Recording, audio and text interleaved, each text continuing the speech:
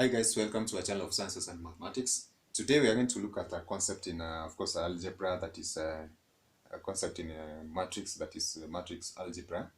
And this is going to give us a clue on how we can be able to identify different elements and equate them, or solve simple examples that we have been given in matrices. And this is going to be entailing the concept of equations, and therefore we can be able to basically or appropriately do that one using an illustration. So our topic for today, of course, is the matrix algebra, which I've said, of course, is going to deal with the concept of matrices, which contains, of course, elements which can be illustrated using equations. Now, for example, we can give maybe two matrices A and B. Matrices A and B, and given that A is equals B, then this one is what we call an equation. And A is equals B if, as we said, they have the same order. A is equals B if they have the same order.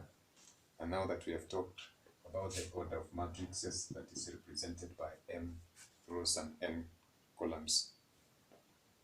And of course, we say the general representation for that is I and J for the rows and the columns. So matrix A is equals B.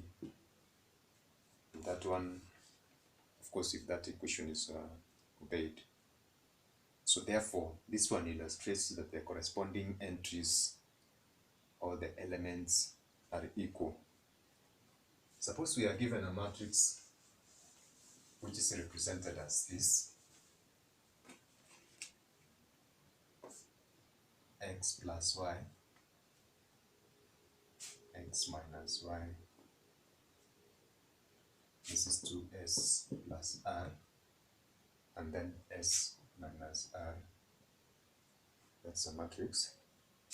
Is equal to 4,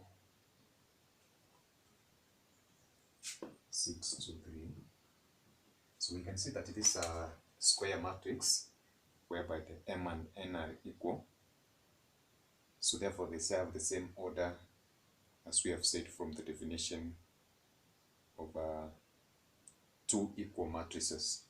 So therefore we can be able to solve for x, y, and z from the concept of equations that I've talked about on algebra. So we are requested to solve for, or required to solve for x, y, s, and r. We can be able to do this by equating the respective the corresponding entries in this specific order. Therefore, from the order of equation that we know, we equate x plus y is equals 4, and x minus y, its corresponding entries 2. We can be able to find the solution for these respective equations, or algebraic equations, by finding the sum of that. So that is 2x plus 0. That is y minus y is equals 0 equals 6. Therefore, x is equals 3. So in this case, if we are asked to find the value of x, then therefore it will be 3. Now, if we do a substitution for x in either of these two equations, then we can find that 3 plus y is equals 4. Therefore, y is equals 1. So for these two parts of the equation, we can be able to find the value for those specific entries. And then for the second one, so for the values of x and y, we've just demonstrated that it can be able to be solved as 3 and 1 respectively. So for the second part of it, we're going to equate these entries for the second column and the first row. That is 2s plus r is equals 6, and s minus r is equals 3. So therefore, if we do an operation for that, we're going to find that do just an addition for that.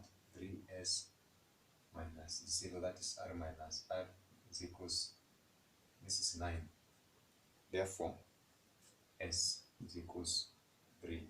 Doing a substitution for this second equation, if s is equals 3, therefore 3 minus r is equals 3, and therefore r is equals 0.